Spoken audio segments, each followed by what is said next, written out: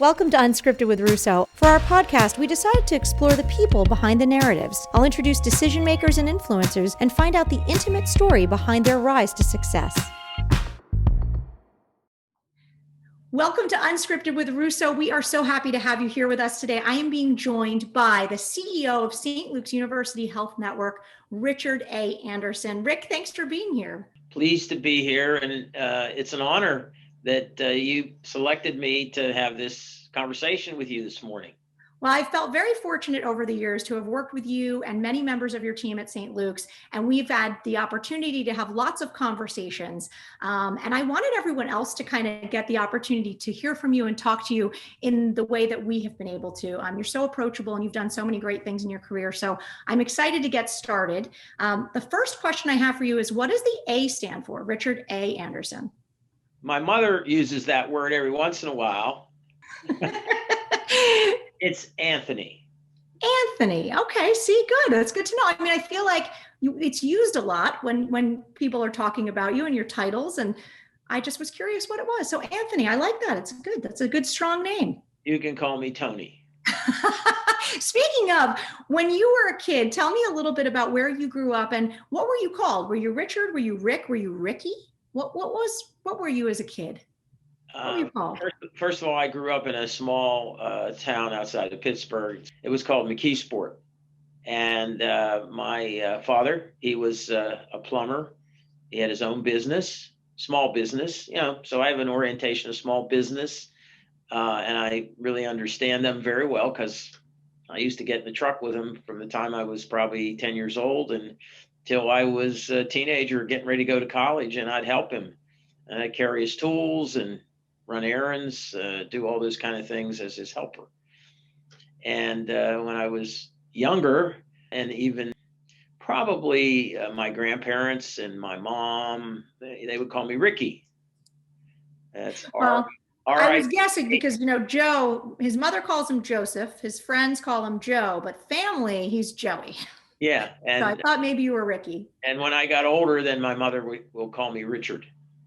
So even Mrs. Hurd, that wonderful woman who was a great philanthropist for St. Luke's, used to call me Richard all the time. And she was approximately my mom's age. And so I always felt like I was with my mom when I was with her. If I'm with my mom, I felt like I was with Mrs. Hurd. So, it's Richard, but my friends call me Rick for the most part. But I'll come to anything, Rick, Rich, Richard. My dad likes to say, you can call me anything, just don't call me late for dinner. Right. Well, mine's different. Rather than dinner, I say, just make sure you pay me. That's a good one too. Yeah. So talking about growing up and your father as a plumber, what was that like as far as going with him on jobs, and what did you sort of learn? Did you know you were learning it at the time, or were you just handing wrenches and didn't mean much until later? What were the lessons that came away from that experience? It must have been interesting. I think it was a little of both. I didn't do any real work for him. I just was able to hand him all the tools. So if you handed me a plumber's tool bag and you asked me to name all the tools, I could do it, and they say, oh, you must really know what you're doing. No, but I can name all the tools, because it almost is like the surgeon in the OR, and he says to the scrub nurse, would you hand me the clamps, or would you hand me whatever? She knows, even though she's not a physician, what to hand him. Well, with my father, he'd say, get me that crescent wrench, or get me that basin wrench, or get me whatever. And I knew exactly what to get him. What do you think you learned from your dad seeing that kind of work ethic? It's tough to be a tradesperson. It's tough to run your own small business and provide for your family. But I would imagine that there are a lot of good lessons learned from that example as well. Be available when people call you. Do what you say you're going to do. If you promise something, you better follow through on your promises. Don't lie. Many, many times people will say, yeah, well, I'll call you tomorrow. And you wait by the phone, or they say, I'm going to do such and such. And they don't do it. So when you were a kid, you probably didn't do this actually because you were smart in school. But you'd go to school and the teacher would say, where's your homework? I tried the excuse, the dog ate my homework. That only worked once. and she You knew learned quickly. yeah. So you learn I didn't do it, or I had trouble doing it. And that was probably one of the biggest lessons that I learned, is just to be available and tell people the truth. Those are great lessons. And you mentioned school. What kind of kid were you? Were you into academics? Were you into sports, music? Did you have hobbies? Tell us a little bit about little Ricky. I would say I certainly wasn't the class valedictorian. Um, I wasn't at the bottom, but I wasn't at the top. And I, early on in my life, probably when I was, say, 10 years old, I recognized that I had a gift, and I got into swimming. And I remember my father saying to me back in those days, he worked Saturdays and at night, didn't spend a lot of time. Uh, at home, we'd eat kind of separate meals because he would be getting home late. Mom would fix dinner. And I had a brother. So there were just two of us, younger brother. And he said, you can, he told me, he said, you're good. He said, you can get, I learned at the public pool. I didn't learn at the country club. I learned how to swim at the public pool. And he said, you can get a scholarship for swimming when you're, ready to go to college. And, when you're 10, 11 years old, that seems like so far in the future. What's that mean? But I then joined the local YMCA. I was a new team. I was one of the first swimmers on that team in McKeesport. That was something they didn't have in those days. Now, remember, that was back in the late 50s, late 50s. And then I got better. And so then I moved down to a team in Pittsburgh, which is about 25 miles away, which required a commute. And I got better. It was age group swimming. So I went from YMCA swimming to age group swimming. And I wouldn't say I won all my races when I was 15, 16, and 17, but you kind of grew into the sport. And we had a really, really good team. And I swam. It was the team that was called, I went from the McKeesport YMCA to the YM and WHA, which was the Young Men and Women's Hebrew Association in Oakland, in Pittsburgh. And we were the best in that whole tri-state area. We were good. We had some really good swimmers. And subsequent to the high school swimming, there were a lot of us that ended up swimming in D1, High State University, University of Wisconsin, Iowa. In my case, I went to Illinois, Michigan State, Michigan, Pennsylvania. That's pretty incredible, all from that swim team and that group. That must have been an incredible team with a lot of motivation. And I want to take a quick break, but when we come back, I want to talk a little bit about that college journey for you and that path using swimming, and really what inspired your parents to encourage you to go to college. So you're listening to Unscripted with Russo. We're going to be back in just a minute with Rick Anderson from St. Luke's. Stay with us. Any time of year, the Lehigh Valley is an exceptional place for food, drink, and entertainment. Whether you're cooling off from the summer heat at Dutch Springs or shopping for just the right kind of gift at Chriskindl Market, you will make memories all year round. For more information on what the Lehigh Valley has to offer, check out Discover Lehigh Valley's website at discoverlehighvalley.com. Welcome back to Unscripted with Russo. I'm being joined by President and CEO Rick Anderson from St. Luke's University Health Network. Rick has been telling us a little bit about growing up and assisting his dad as a plumber on jobs and what he was like in school, but really his passion was swimming. And when you found swimming, Rick, things seemed to really change for you. The world opened up, and you had mentioned your dad said this is an opportunity for you to go to college. Tell me a little bit about that. What was the drive? Was it something that you wanted to do? Was it something your parents encouraged to make that transition to going to college and knowing that that was important? I believe, later, as I go later in life and I reflect back on my experiences, I think you don't pick the sport as a child. The sport picks you. What you tend to be good at, you kind of, I would say, gravitate in that direction. So I looked at swimming just like, I wouldn't call it a job because I enjoyed it and I had a passion for it. Not that I lived and breathed it, but I I enjoyed it. I was pretty good. And I'm trying not to sound like I'm bragging because I'm not. I didn't win all the time, but winning, you don't learn the lessons. You learn the lessons when you don't win. You learn that just because you think, and I use that word think, you worked hard, the guy, because you swam against males, over in the other lane had something better and you would lose. So you get out of the pool after your time. You'd recognize that you had to get better and you'd go back to practice and you started to work harder. Well, you thought you worked hard, but you go to the next race and you lose again. And so you learn from your mistakes. And I've kind of taken that view of life with me in what I do every day here at St. Luke's. I don't mean me, because this is a huge team here at St. Luke's, made up of 16,000 employees, everyone doing their job. So if I do a good job at my job and they do a good job at their job, what you see is the St. Luke's of today, because we have some real all-stars here, our physicians and others, our nurses, and everybody that works here. And if you don't do your best job, that doesn't mean you failed. That just means you've got to go back and work harder to get better. Yeah, it's an opportunity, right? Like it's an opportunity for improvement. And I think when you talk about those challenges you face often by being a part of a sport, you have two ways to look at it, right? You can blame someone else, or you can take ownership and responsibility and say, this is an opportunity to improve. And I always take that lesson as well from childhood sports, and I think it carries on. It's nice to see in your own kids as well. You mentioned going to college and swimming D1.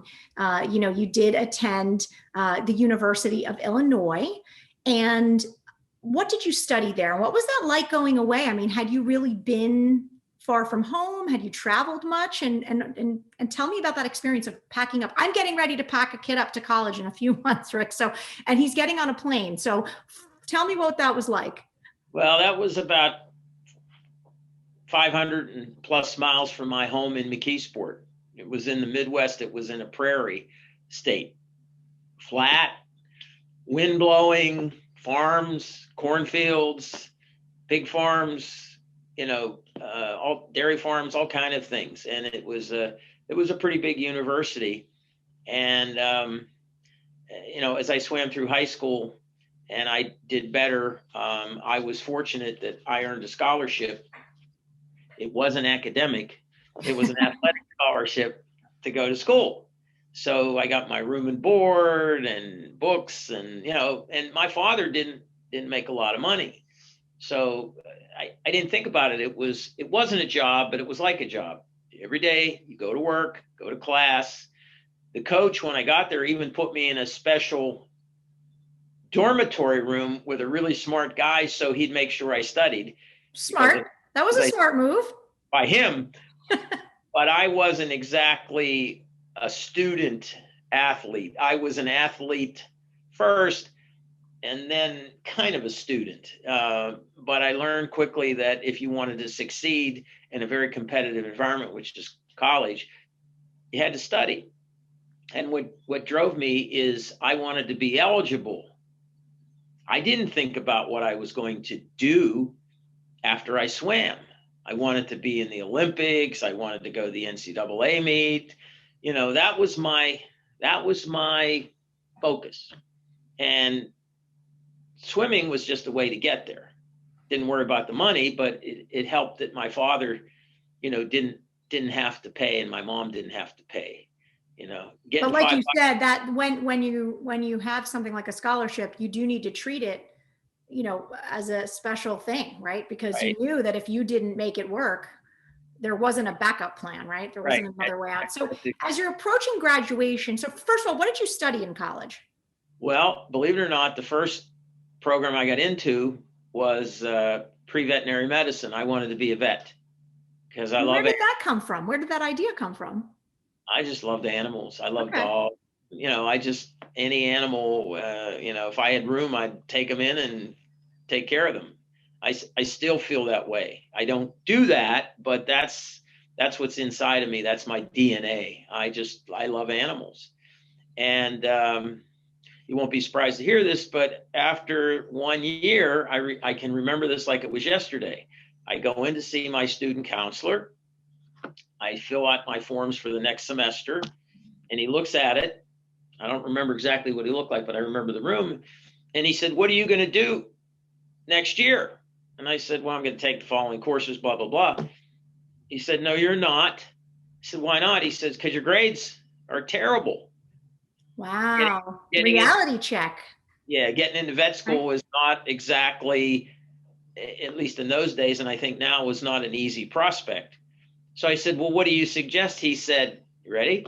It's not my problem."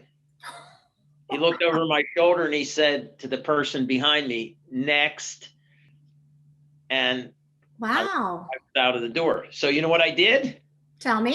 That was before cell phones. I got on the phone. I called my mom. And I, didn't tell her the whole story because, I don't know what she was going to say. And she said, "Richard, you'll figure it out. I got to go now." And calling long distance in those days, in the 60s, it was like you had to give them half your lung to pay for the call. It was really expensive. There was none of the cell phones and the cheap rates and everything. It was like $5, $6, $7 in those days to make a long distance phone call for a minute. So I figured it out. Here I am. So I studied. I found a program at Illinois. First, I went into history. My coach said, "What are you going to do with being a history major?" I said, "I love history." "So you're going to teach?" "I don't think I want to teach." "Well, what are you going to do?" And so from there, I went and I enrolled in a program called Community Health Education. I'm in that program for a couple of years. I'm doing really good finally because I like what I'm doing. If you like what you do, you're going to be good at it. And my one professor said, and my mom, there's a theme here. My mom, she said, "You could really be a hospital administrator." And I said, "Well, what's that?" So I did some research, and my professor, who was my advisor, said, "Yeah, you could such and such be this." And I said, "Okay." So by my end of my junior year, I started to look around the United States for different colleges. And I applied to a school of public health to follow that community health, public health, community health. And by the way, thank God that I went to these kinds of schools. Why? Because today with this epidemic, it's like, I got a pathway to understand what's going on with the vaccine rollouts and the epidemiology of it and all of this disease. I'm not a physician, but I'm really, really tuned into what we're doing and how we're doing it. It's like I was made for this moment in time. So I really, really got my head around and my spirit wrapped around this epidemic and what we're doing. It's so incredible to hear, though, Rick, such a culmination of, a lifetime of experiences and learning and opportunity. I kind of love that your mom said, like, she probably said, "I love you, but you're going to figure it out." And maybe we need a little more of that. I think as a parent of teenagers right now, there's such a tendency today for so much coddling and handholding and problem solving for them. So I love that. Thank you for that reminder. I'm going to make sure I take that with me. So when you graduated, did you go right to get your master's, or did you go to a job? I did. Right to your master's. Okay. I applied to about 4 different schools, and I got waitlisted because there were, lots of things going on. The Vietnam War in those days. There were other things going on, lots of competition. There's more competition today, but back then there was lots of competition. So I got waitlisted at the University of Pittsburgh, which is kind of my hometown, Pittsburgh, McKeesport.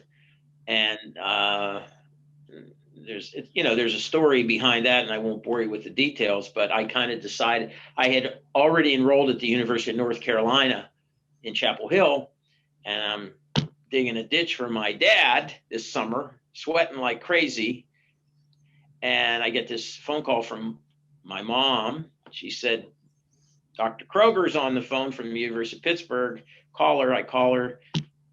And first time I'd ever been called Mr. Anderson, this is Dr. Kroger. I want you to know that there's an opening in this school. There's only 19 slots.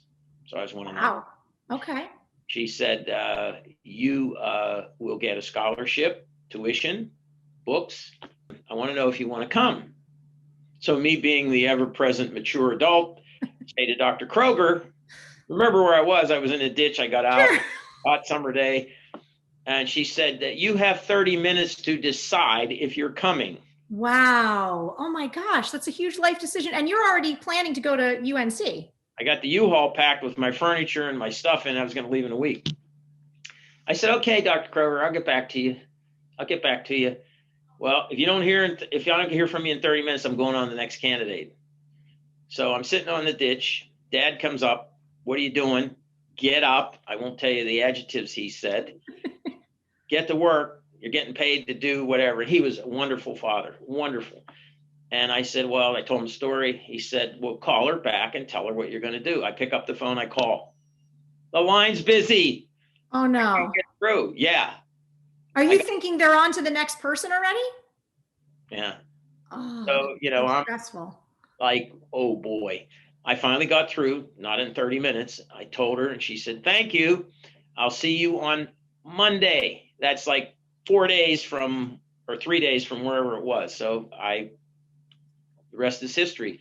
I went through graduate school. I did well. I enjoyed it. It's a 2-year program. And then I went on to my first job, and I worked at a small outpatient clinic outside of Pittsburgh in New Kensington. And that's actually where I met my wife. I want to discuss that a little bit more because I'd love to know more about your path to St. Luke's in the Lehigh Valley. Of course, your journey with your wife, Helen, and your family and your daughter, Lauren, who's a friend of mine, and know more about that. So we want to ask everybody to stay tuned because we're not done talking with Rick Anderson yet. There's more to come. So many interesting things and so much to share. Stay tuned. You're listening to Unscripted with Russo. Hey, are you looking for a place unlike any other? Well, enjoy the twists and turns of Dorney Park, explore a new world underground at Lost River Caverns, or create colorful memories at the Crayola Experience. Whatever you decide, Discover Lehigh Valley is your source to finding out what's happening in our area. To find a new adventure, check out their website at discoverlehighvalley.com.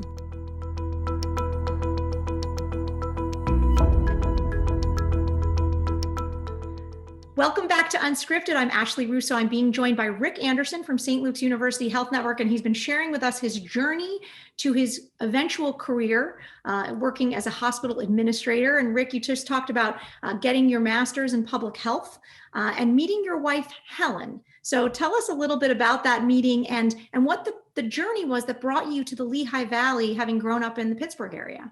When I finished graduate school, a 2-year program, I had served what they call an administrative residency at the Western Psychiatric Institute, which is a big psychiatric hospital associated with the medical school at the University of Pittsburgh. And really what it is, it's an internship where you learn the job. You don't learn it in graduate school. You get the coursework, but what you really have to learn, which is valuable, is the beginning of developing relationships. Because if you have good relationships with people and they respect you and they trust you, they'll do things for you. They don't do it always because you're in charge. Sort of the book smarts meet street smarts, right? You got to learn the art of the job, the art of the skills, not just what's on paper. Yeah. So after, many mistakes here I am in Bethlehem, but my first job was at a place in New Kensington, and it was for the United Mine Workers called the Miners Clinic. And as I said, the guy didn't want to hire me because he said I didn't have enough experience, because I went right from undergrad to graduate and then my first job. He said, can imagine today saying that you don't have enough gray hair. He said, I need somebody with experience. I said, give me a chance. So I wouldn't say that where I went was lower on the list, but frankly, it was the only job I could really get. And I didn't care where it was. I interviewed in Oklahoma, Muskogee, Oklahoma. Holy smokes. That's way out there. And I interviewed in a few other places I don't quite recall, but I took this job because that was the first job I got offered. wasn't ideal for me because I wanted to work in a hospital, but nobody would hire me because I didn't have experience. And that's kind of what I faced for all my jobs, even when I first got here back in 1985. Don't have enough experience. You can't do this. You can't. It's always you can't, you can't, you can't. And of course, I learned in swimming, you can, you can, you can. You know, you can do it. Just work hard, stay focused, don't make excuses, take one day at a time. Yeah, seizing opportunity. You know, we talk to a lot of people on the podcast, and I think often successful people, however you define success, they have a common theme of seizing opportunity, of saying, just get on the path, take a step forward, take a step forward. And it's amazing how that starts to string together into the experience and into the background that allows you that next level. And so I love that that's a theme for you as well. And you learned it from sports. So it's pretty neat. So you land here in St. Luke's. How many years had you been working in the field before you came to St. Luke's? Well, if you think I graduated, you do the math. I know. I was going to say, you're going to make me do math now, aren't you? Yeah, I graduated in 71. And so from 71 to 85. So it was, 14 years. And I had various jobs in between. Good jobs, nice jobs. I learned. How did you learn? Because I made mistakes. Mm-hmm. I didn't learn from, I did well, but I made mistakes. And all those mistakes, when you look back on them, when you think about what happened, it was the mistakes you made in dealing with people. Wasn't the decisions, It was how you interacted with people and did you develop the proper relationships. And all these jobs, especially in healthcare, because it's the ultimate organizational team sport, because you got all types of individuals, all educational levels, all backgrounds. Love the diversity. You know, all this discussion nationally and everything. This isn't politics. We need diversity, man. We have diversity in healthcare. We have all kinds of people from different walks of life, different educations, races, ethnicities, religions, you name it. And if you can learn to work in that environment, nobody needs to give you a college course or a postgraduate course in diversity. You got it. And you have to respect everybody's background and what they bring to the game. And that's what's really important in that process when you were first developing. You know, you talk about 1985, those early years developing as a leader of a hospital. So we want to remind people this was one hospital in Bethlehem at the time. This was not a network across vast regions and counties. What were the most important lessons about the culture you were looking to build? I'm really keen on understanding how you build a culture. And I know it starts with the people, but give me a step beyond that. If you think about it, the organization is built on people. And this, I should say, this was a good hospital when I got here, but it was sleepy. You know, it had just kind of woken up out of a long sleep, and they wanted to do some things. They were awakened from their slumber because there was a new health system that was very, very good, and it was organized, and that was, I think, Lehigh Valley Health Network in those days had joined together with Sacred Heart, and then it had broken apart, and they were, you know, they were doing a good job. And the board here, this is before I got here, recognized that they were falling behind in healthcare and whatever else, you know, is involved in those types of things. This was the board. So when I got here, I was the 5th president, CEO in a matter of 4.5 years. That's a scary proposition though, right? I mean, if you see that track record, it didn't. Did it excite you a little bit? Did you think of like, you know what, I'm going to be the one that sticks? Or did you just think, I'll just take it and see what happens? I just said, they're not going to get me. Because there were some, I would say, bloody terminations that happened before I got here. And I knew about them. There were no secrets, but the organization leadership is a scarce commodity, and it takes a while to build the confidence of the people in the organization. And it had a good culture. It was a good hospital. They had good physicians. Were they great physicians? I don't know. I don't remember. I was young. I mean, I was like 37. It seems like a lifetime ago, but they were good, really good people here, and they came to work to do a good job. And so that's all you need. If you're willing to work, you're willing to spend the time to get better, you can. And, back then I didn't realize it was so much about relationships like I do now. I mean, that would be the first piece of advice I'd give a young person. What's the secret sauce to being successful in anything you do? Anything. It's the relationships. It's understanding that those relationships will stand the test of time. When the bullets are flying, when the water's cold, when, there's an epidemic, there's a pandemic, you name it, if you have good relationships with your people, not just your leaders, but your people, and you look out for them and help them, not always right, you make mistakes, that will get you through the crisis. Relationships and a people above all. Yep. It's a great, great lesson. I know that is the culture that you've built at St. Luke's. And now this is a whole hospital network. There's a medical school, longest continuously running nursing school in the country that you've kept going, an amazing community health department that's constantly reaching out, which I know is near and dear to your heart from your early beginnings of public health. Right. So tell me a little bit about the St. Luke's of today. We're living with COVID-19. You guys have been on the forefront of fighting that illness, of now rolling out the vaccine. And I would imagine that the people and the relationships have never been more important than they are in the current St. Luke's of today. So tell me about that journey and the time that we're living in. And you mentioned earlier, you feel you were born for this time, that you were made for this experience in your career, which is pretty amazing to be able to have that feeling and that opportunity. Well, like I relayed earlier, I don't think too far ahead right now because this epidemic has so many turns in the road. I just am so disappointed that we as a country allowed this to get politicized. This is an American issue that we all have to work on and deal with. And fighting with one another and calling names and accusations, it has no place in, maybe in peaceful times, but not when you're in the middle of a war. You work together, you help one another, you deal with the issues. And I think because of our culture and that we all, not just me, we all care for one another, I think that's helped us get through this. This whole country is COVID fatigued. We're COVID fatigued. Our healthcare workers are tired.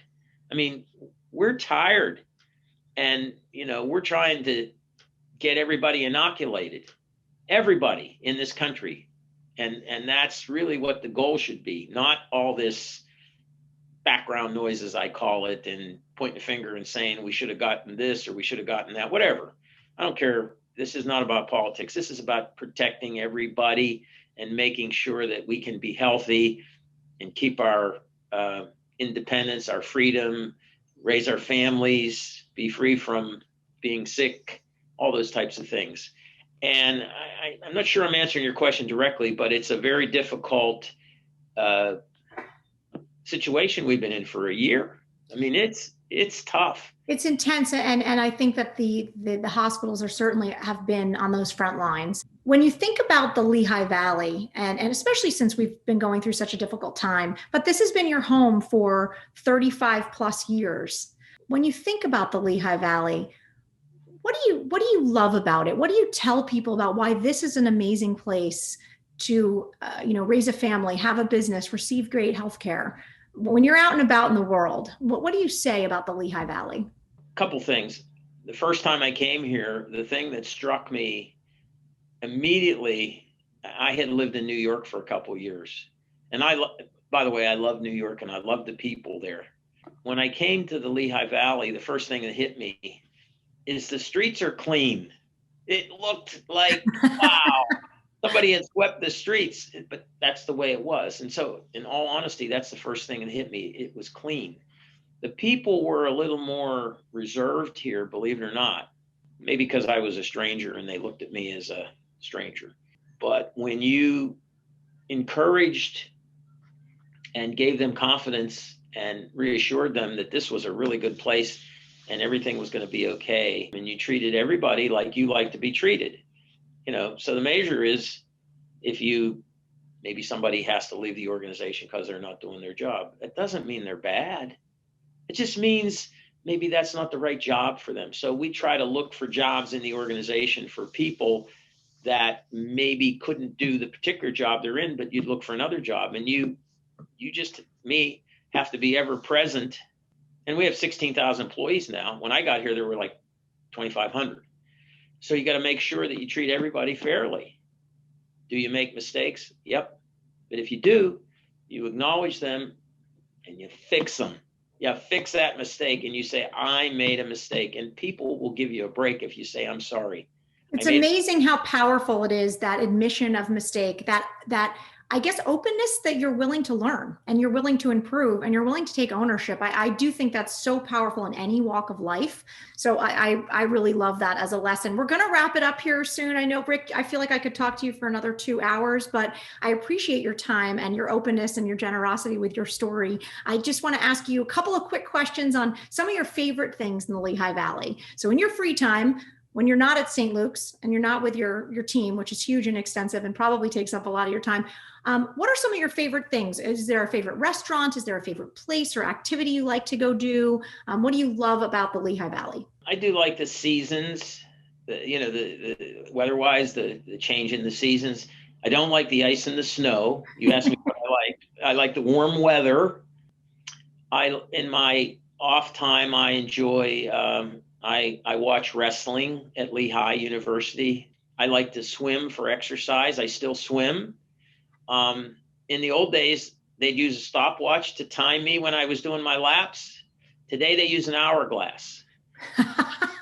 Turn it over, and yeah, there he goes. And I love that consistency, though, to your own health as well. But I will say, I do know that you are an avid gardener as well. You love the outdoors. Tell me about your beautiful garden. I have a perennial garden, wildflower garden, I call it, but technically they're perennials. I like black-eyed Susans and Shasta daisies and Monarda and Jimmy jump ups and all these nice little plants. And I have it in a maze in my backyard. It's about a third of a mile in if you walk this maze, and then if you walk out, it's a third of a mile. So, and got lots of plants, and I like to look at them, and I get to see the birds and the bees and the wildlife, and it's a very, very, very nice garden. And people will drive by and they know I live there, and they'll say later, boy, I love your wife's garden. And I'll say, it's not Helen's, it's mine. That's not your garden. Yes, it is. Do I sit there and weed everything? No, I can't. But I try to take care of it, and it looks nice. It's a very, very nice garden with these different flowers, and they come up in the spring, and then later in the fall they fade, and then next spring they come back. And so it's kind of dormant now, but it's I do like. Is it a passion? Nah. What's your passion? My daughter, my family. This is the last thing I wanted to ask you about. So your daughter, Lauren, and now you're a grandfather to little Raymond. And tell me what that experience has been like, first as a father, but now as a grandfather, and you and Helen, and how much joy you get out of your grandson. He's a cutie too. Boy, is he cute. He's 4, he's going on 32. He'll walk through, this is before, even when he was like 3 and 2, he'd walk through them all and he'd stop at a table and start talking to people, just like he knew them. And many, many times I'd have the woman come up to me he was talking to, and he says, how old's that little boy? And I said, oh my God, they're all the kids are smart now. They're more sophisticated than when I grew up. And he's, they grow on you as they develop their personalities. You know that from raising a family. Absolutely. I always said once they could talk and communicate, I just started to really soar, I feel like, as a mother, because I got that interaction, and they became my buddies in a lot of ways. And we experienced life again through them. And I hear that you get a third shot at it if you get to be a grandparent. So I think that's pretty cool. Well, Rick, thank you so much for joining us. Thank you for all of your dedication and hard work to our beautiful Lehigh Valley through St. Luke's University Health Network. And we wish you the best of luck. We know you don't need luck, but we wish you the best of luck as you continue the rollout of the vaccine and continue with your team to fight COVID-19. So thanks for joining us on Unscripted. I'm pleased to be here, and I appreciate your sharing some of my thoughts with your audience. And you did a great job of teasing out of me some of my thoughts. Well, thank you to Richard Anthony Anderson for joining us here today. You've listening to Unscripted with Russo. Until next time.